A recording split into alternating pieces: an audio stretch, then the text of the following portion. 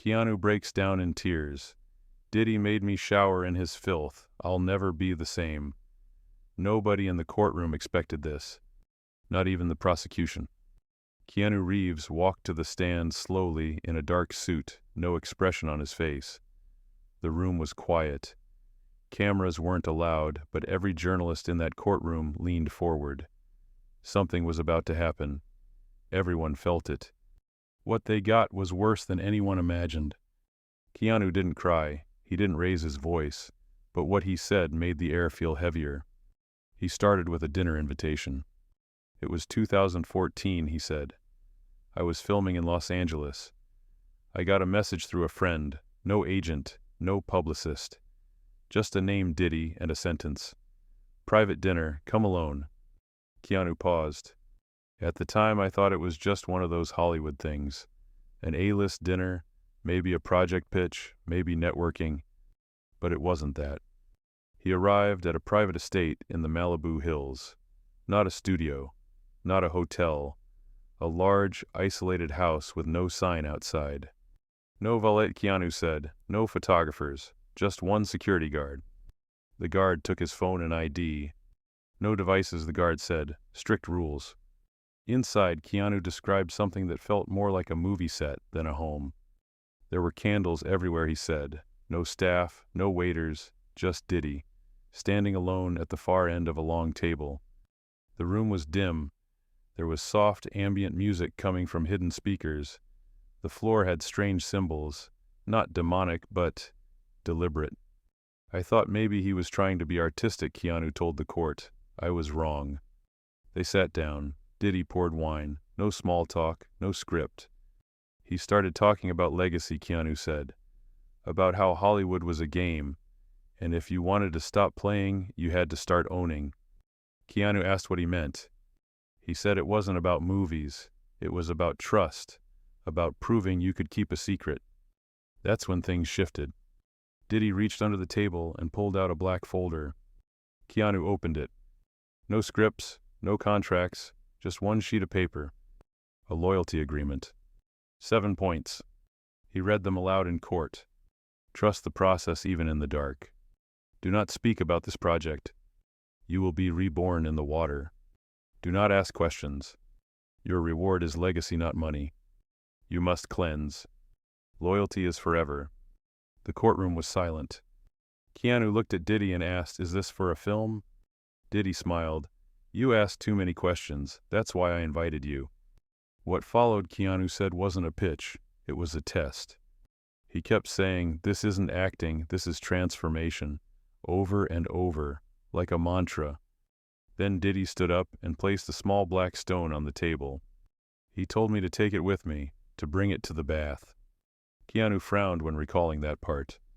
I asked him, "What bath?" Diddy smiled again. "It's the second part of the agreement." He told Keanu the bath would be filled after Diddy left, that he would enter it alone, no audience, no cameras. He said his assistant would prepare the water, Keanu said, that it would hold memory. Diddy then said something that made Keanu pause. "We're all connected through water," he whispered. "That's why it matters who you bathe after." At first, Keanu thought it was a metaphor. Then Diddy leaned in and said, "I bathed, now it's your turn." He told Keanu that every major actor, musician, or media figure who had made it had gone through it. "I thought he was joking," Keanu said, but his face didn't change. Diddy asked again, "Are you in?" Keanu stood up. I told him, "Thank you for the dinner." I left. As he walked out, Diddy called after him, "You'll come back, they all do." The courtroom stayed still, even the jury. Not a cough, not a shuffle. Keanu continued. When I got to my car, my phone was waiting inside a black envelope. There was a card inside. It said, "Loyalty is tested in water," in gold letters. He didn't respond. He never went back. But things changed. At first it was subtle. Phone calls went unanswered. Meetings were postponed, then canceled. Projects fell through without reason. One studio sent him a final script, then ghosted him. Another dropped him days before filming began citing unexpected funding issues. He brushed it off at first. Hollywood's chaotic, he said. But then came the calls. Blocked numbers, 3:17 a.m., always that time. I'd pick up, silence, then one deep breath, then nothing. It happened 6 times over 2 weeks.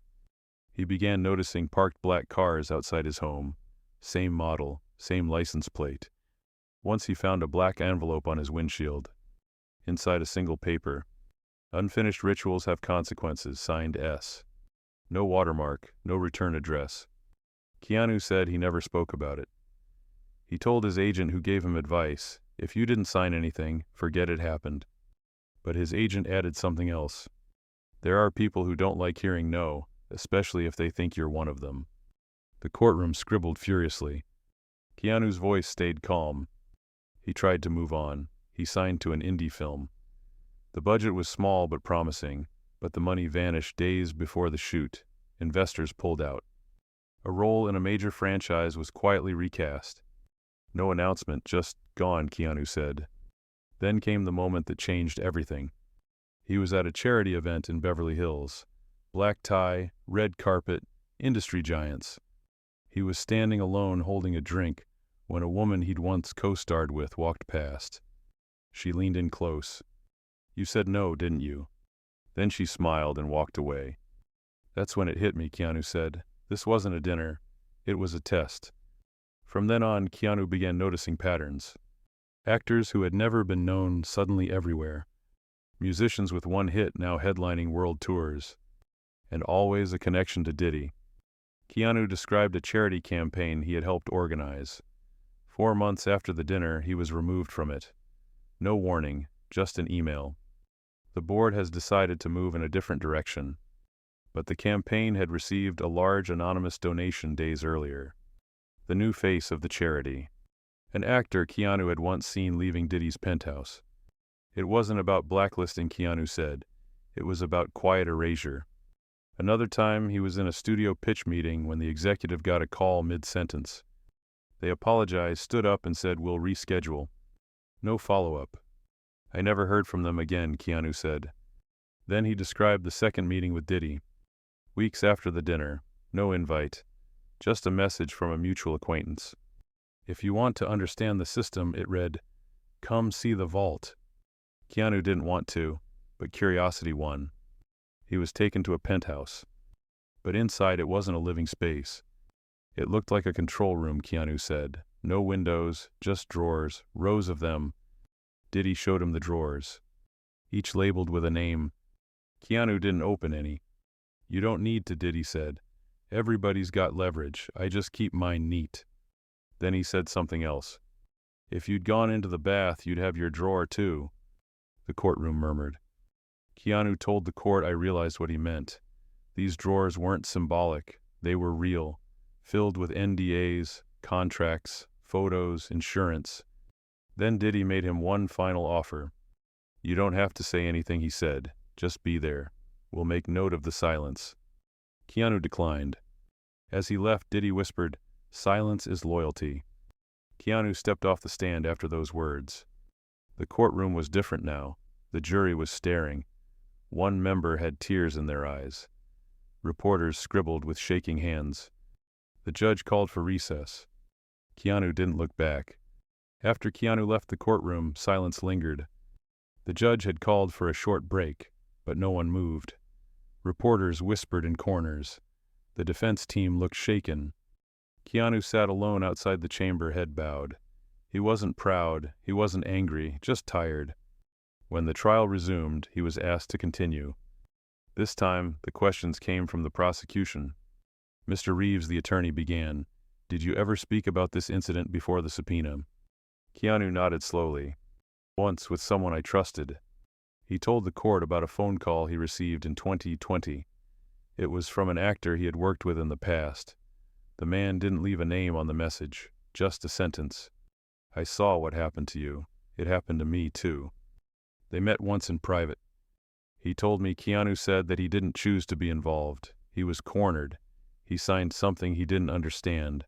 And then it was too late. The actor had tried to leave the system, but it didn't let go. He said the only reason he was still working was because they had something on him, Keanu added. He didn't say what. The prosecution asked, did you agree to go public together? Keanu hesitated. I told him I would, but I backed out. I deleted the message. I was scared. He looked down. I'm not proud of that. The courtroom stayed quiet. I kept asking myself, what if no one believes me, he said. But when I heard other witnesses like Cassie and I heard the recordings, I realized this wasn't just a weird dinner. It wasn't just me. He paused again. There was a system, a quiet one, and I had seen it with my own eyes. The prosecution asked him about the phrase, "You'll come back. They always come back." Keanu nodded. I've heard it before, in different ways, from different people. He explained that there were two kinds of people at those dinners, those who said yes and those who disappeared. Sometimes disappeared just meant being forgotten. Other times, it meant more. He remembered a fellow actor who had starred in several action movies in the early 2000s. One day the man was everywhere. The next he was gone. No scandal, no news, he just stopped showing up. The rumor he had refused Diddy's offer. They said he argued with Diddy's team, that he mocked the ritual, then he vanished. Keanu never saw him again. The prosecution asked about the bathwater. Was there ever an actual bath, or do you believe it was symbolic? Keanu answered carefully. I never saw it. I never entered it. But I don't think it was symbolic. I think it was very real. The audience stirred. I think it was part of a test, something physical, something meant to shame you and bind you. The attorney leaned forward. Do you know of anyone who took the bath? Keanu didn't answer right away. I can't name anyone, he said, but I saw changes in people, and I heard whispers. He described how some actors started wearing a specific black stone on a chain, just like the one Diddy had given him. I saw that stone on the wrist of a new actor once. He was doing a press junket. I froze. The jury listened carefully. It's like a mark, Keanu continued, not visible to the public, but visible to them. The prosecution then shifted the topic. Tell us about the vault. Was it a physical location? Keanu nodded. It was a room, no windows, no decor, just drawers. Each drawer had a name. He never opened one, but the names were real. I saw names I recognized, directors, musicians, even journalists. The prosecution pressed. Do you believe those drawers contained leverage? Keanu answered without hesitation. Yes. He described Diddy's tone that night, calm, almost bored, like he wasn't threatening, just stating facts. He told me, if you had gone into the bath, your drawer would be here too. The attorney asked, what do you think would have happened if you had gone in? Keanu shook his head. I don't know, but I think I would have been owned. Those words echoed. Owned. The prosecution paused before asking the next question. Mr. Reeves, in your opinion, was this a form of coercion? Keanu looked straight ahead. Yes, but it was dressed up as opportunity. He said Diddy never forced anything. He never raised his voice. He never threatened. He just made it clear either you play the game or you don't play at all. And the ones who didn't, they're gone or erased. The prosecution then asked about the connection to Cassie Ventura's testimony. Keanu closed his eyes for a moment before answering. I wasn't ready to speak, not until I heard her cry on that stand. He remembered her describing strange rituals, dark rooms, and the pressure to submit. Everything she said matched the feeling I had that night. That's when he knew. The stories weren't isolated. They were parts of the same machine. The attorney asked, so why now? Why speak up now? Keanu exhaled. Because I'm done. I don't want revenge. I just want clarity. I want to walk away with a clean soul. He said he was retiring from the industry. And if I don't say this now, I'll carry it forever. Then he told the court about one final moment. A producer he once trusted pulled him aside at a charity event 2 years ago. The producer whispered, "Don't be the guy who takes the fall for exposing the club." That phrase, the club, was something Keanu had heard before. Not officially, but always whispered, like a warning. Now he understood what it meant. The vault, the drawers, the bath, the stone, the silence, all part of one structure, one system, one club. As he finished his testimony, the defense team tried to object. Hearsay, they said, irrelevant.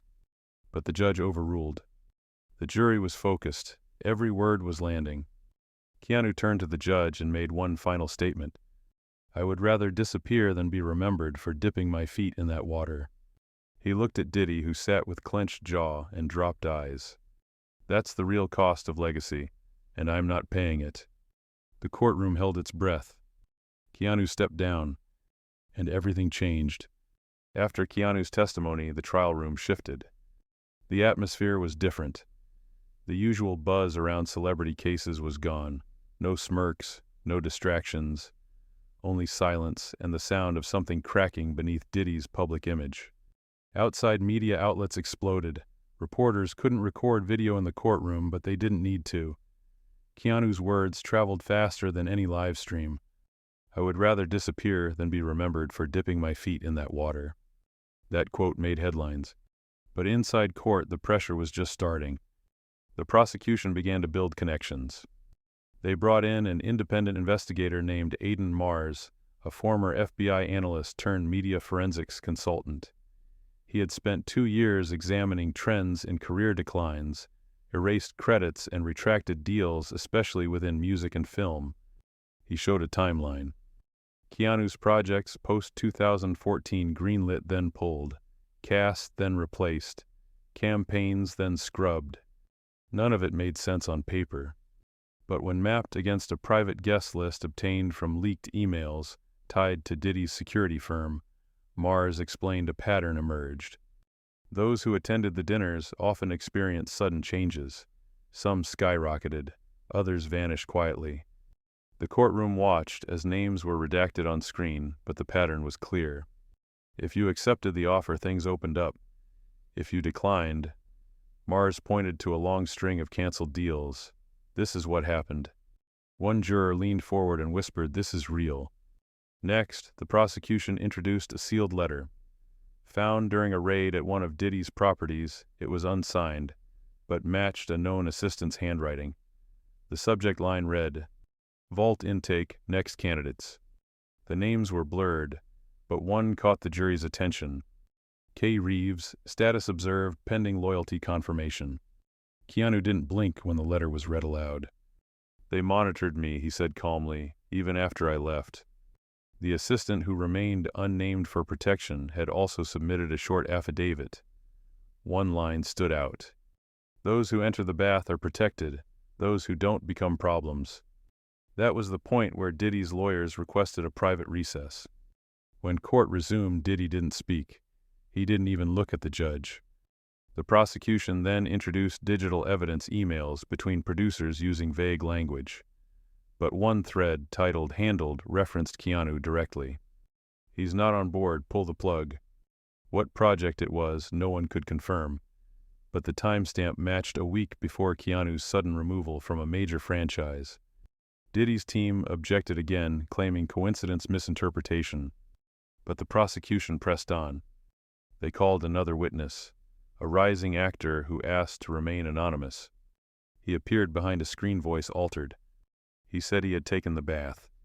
"It wasn't violent. No one forced me. But you know when someone's testing you, it's like, if you want in, you do this." The courtroom listened closely. "There was a camera," he added. "I didn't ask questions. I just went along with it." He paused before saying, "I don't know where the footage is, but I think it's stored, just in case." The prosecution asked if he'd seen the vault. "Yes," he replied. "I was told everyone had a drawer. Mine was added the same night." Then he was asked about Keanu. "Did you know of anyone who refused?" The witness hesitated. There were whispers. Reeves was the only one people talked about with a kind of guilt. Why guilt? Because he didn't break, and we did. The courtroom froze again. One juror wiped away a tear. Outside, the story was everywhere. Social media exploded. The bath, the vault, and loyalty and water trended globally. But back inside court, the defense had a new strategy. They tried to frame Keanu's experience as paranoia. They said it was all coincidence, career swings, industry politics. But it didn't hold. The final blow that day came when the prosecution played a short voice memo recovered from Diddy's assistant's email backup. The recording was grainy. Diddy's voice could be heard. The bath isn't about water. It's about obedience. If he won't do that, he won't do anything. That sentence destroyed the defense's position. Keanu didn't flinch. Diddy, however, clenched his jaw. The judge called for another break. And in the hallway, a moment went viral. Keanu exited the courtroom to a wall of reporters. One asked, "Do you regret not going through with it?" Keanu stopped. He didn't speak right away. Then no, because I'd rather lose everything than lose myself. That clip aired on every major outlet. It was replayed in slow motion, paused, quoted, framed as the moral spine of the case. Back in court, the prosecution wasn't done. They hinted at more witnesses, more names. But the key had already been delivered. The jury wasn't just hearing a story. They were watching the structure of silence break apart one layer at a time. And at the center of it all was Keanu Reeves. Still calm, still standing, and no longer alone. By the end of that week, Keanu's testimony had changed the course of the trial. But it wasn't just the jury who was paying attention. Outside the courtroom, something unexpected began to happen. Other celebrities, some quietly, some through anonymous statements, started reaching out to the prosecution. Not to testify publicly, but to confirm one thing. He's telling the truth. Inside the court, the next witness was called. Her name was Marla Jennings, a former PR executive who had worked with high-level clients for over 20 years. She looked tired, but determined. She took the stand and said only one thing at first. "I signed 6 NDAs for Diddy. I burned through 3 phones for him. But nothing disturbed me more than the day I saw the vault." The courtroom tensed. Marla explained how she had been invited to a private strategy meeting at a high-rise office in Century City. No logos, no listed owner. Just a floor with no windows, cold lighting, and 3 desks. Diddy was already inside. He was calm like always. He showed me what he called his legacy system. Drawers, all labeled. The prosecution asked, "Did you see any names?" "Yes, I saw Keanu's." But more disturbing was what she saw beneath the drawers. A locked cabinet. It had a code pad. I asked what was inside. Diddy told her. Insurance for everyone. Marla said he didn't elaborate. He didn't have to. When you work in PR at my level, you know what that means. It means material no one wants seen. Evidence, leverage. The prosecution asked, did he ever threaten to use it? Marla shook her head. He didn't need to. Everyone understood what silence cost and what it bought. Then she said something that caught everyone off guard. Diddy had a phrase he used often. The ones who stay dry disappear. The courtroom murmured. Marla clarified. Dry meant those who didn't enter the bath, who didn't follow the ritual. The judge warned the gallery to stay quiet. The prosecution asked about the bath itself. Marla paused. There was a pool, she said, not a normal one, indoor, hidden. He called it the chamber. She said she never witnessed anyone use it, but she saw towels lined up, cameras overhead, and a schedule written in symbols. When asked if she believed Keanu, her answer was simple. He described it perfectly, down to the candle placements. The defense cross-examined her aggressively. Did you ever see Mr. Combs force anyone into this bath? No, she replied, but force isn't always physical. She went quiet, then added, it was cultural, institutional. If you didn't participate, you weren't blacklisted, you were erased. Her words echoed Keanu's, and the phrase started to stick. Erased, not loudly, quietly. The prosecution then presented another document, a scanned invite from 2015. It was identical in format to the one Keanu described. Plain black card, no logo, just coordinates. One sentence at the bottom. Loyalty is tested in water. It had been recovered from a musician's storage unit during a civil asset seizure. The musician was now deceased. When shown the card, Keanu nodded. That's it, he said. That's the exact one. The courtroom sat still. Then came the witness the press had been whispering about all week. A-list director, name withheld by court order. He entered through the side door, face hidden by a privacy screen, voice digitally altered. His statement was brief but devastating. I went once, just once. I saw things that scared me. I left. My 3-picture deal got shelved the same month. No explanation. He paused. I tried to warn others, quietly, but people just smiled and told me not to be that guy. He said he recognized Keanu's black stone when he first spoke about it in interviews. That stone wasn't decoration, it was a signal. Then the director said something that made even the judge pause. There's a name for the bath. Internally they call it the reset, because after that you're not the same. When asked why he never spoke sooner, the director said, "Because I still wanted to work, and because I didn't think anyone would believe me until Keanu said it first." As he left the stand, the court was tense again. Diddy sat stone-faced, his lawyers whispering. The public support from his usual celebrity allies, gone, vanished overnight. Some had even deleted old photos with him. Later that afternoon, a surprise development. A sealed folder was submitted into evidence. It contained 3 items. A photo of the bath chamber taken secretly. A ledger with timestamps and initials. A transcript of a private conversation between Diddy and an unnamed associate. One line in the transcript silenced the courtroom.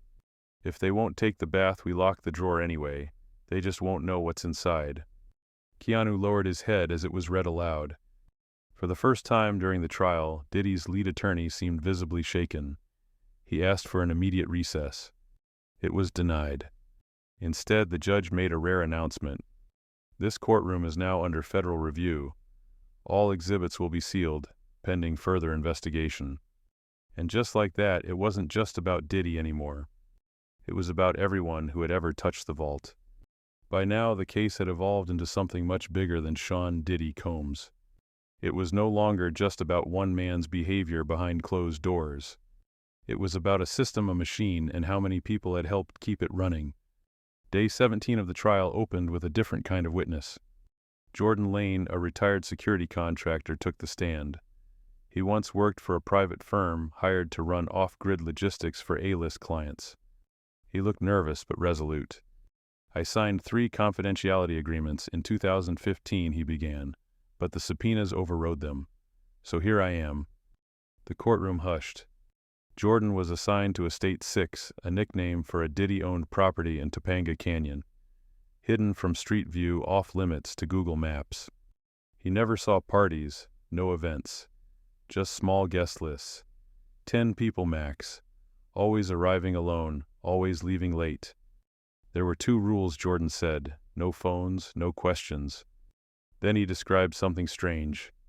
There was a technician who handled the filtration system, he said. He never spoke, just checked sensors. I asked once why a regular bathtub needed industrial filters. The technician replied, "Because the water gets reused." That answer stuck with Jordan. He once saw Diddy's assistant enter the chamber room with gloves and a sealed kit. It wasn't a spa, he said. It looked like a setup. He saw towels labeled with dates, shelves of black stones, everything carefully documented. "I didn't understand it back then," he admitted. But when Keanu testified, it clicked. I'd seen that black stone before. I'd held one in a plastic case. I thought it was just some branding gimmick. The prosecution asked him to describe the guests. I was never given names, but I recognized faces, he said, famous ones. 2 had just gotten record deals. 1 disappeared from acting a month later. Jordan said something else that sent a chill through the room. "I was once told, if anyone asks about the pool, say it's a sensory experience. Detox spa, whatever sells it." The truth, he believed, was much darker.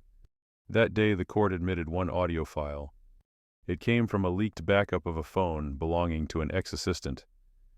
The prosecution only played a 30-second clip. In it, Diddy's voice could be heard saying, "You don't have to believe in it, just surrender, that's the point." The courtroom felt like it stopped breathing. Then came the headline nobody expected. A former network executive submitted an anonymous statement verified and admitted as evidence. It included the following excerpt: "Talent is brought into the circle through bonding rituals. These are not metaphors. I have seen the bath. I have seen the drawers. I was told every yes gets rewarded. Every no gets rewritten. And just like that, the narrative was no longer about paranoia or coincidence. It was structured, intentional, and well protected. Later that day, 2 more witness subpoenas were announced. The names weren't made public yet, but speculation erupted online. One trending phrase dominated every social feed: the cost of saying no. It became more than a trial, it became a reckoning. Meanwhile, inside court, Keanu sat silently in the back row. He wasn't asked to speak again. He didn't need to.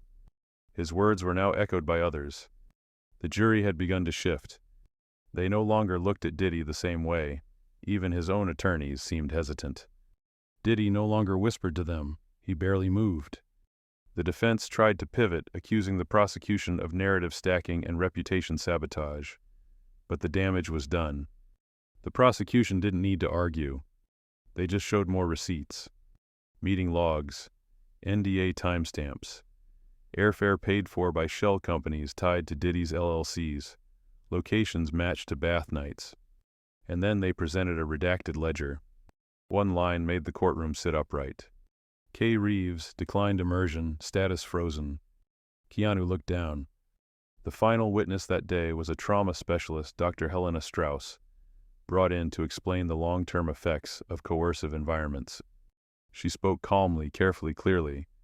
When someone is asked to perform something demeaning or symbolic, and when refusal results in disappearance or silence, she explained that's not opportunity.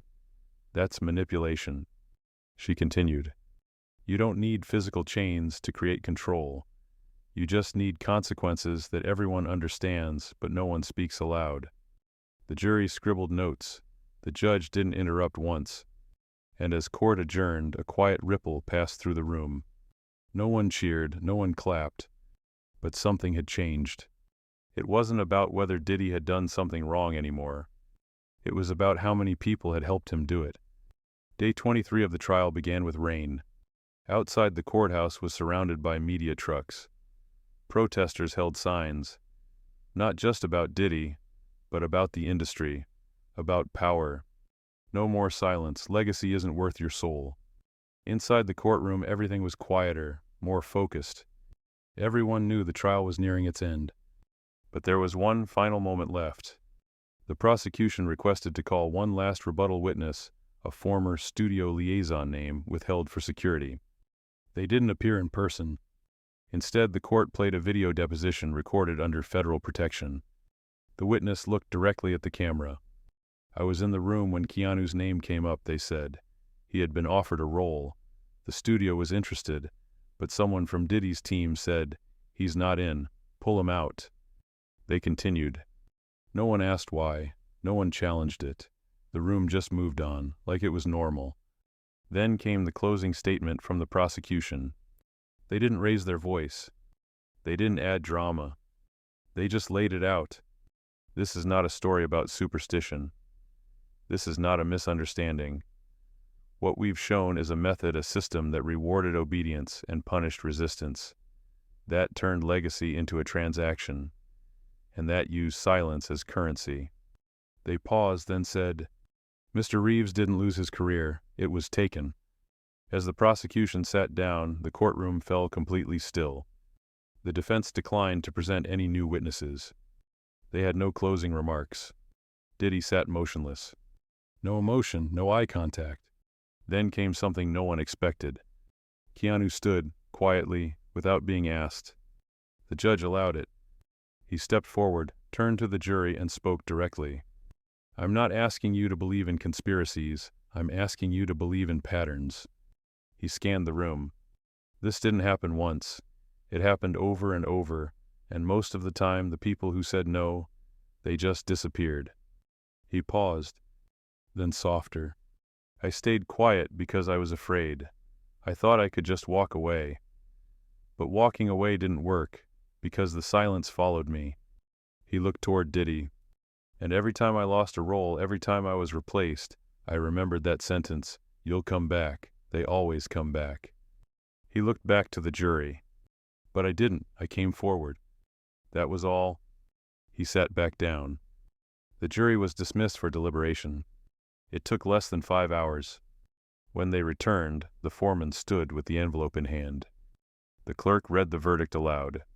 On all counts relating to coercive manipulation, enterprise abuse, and legacy obstruction, we find the defendant guilty. There was no outburst, no applause, just silence. Then a single pen drop. Diddy didn't react. He stared ahead, lips tight. His lawyers sat frozen. Keanu closed his eyes, just for a moment.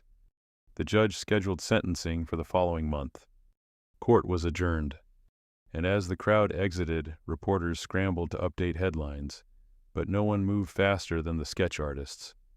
They had captured it the moment the system cracked. Outside, Keanu walked alone to a waiting black car. A reporter called out, "Do you feel vindicated?" Keanu turned just slightly, eyes calm.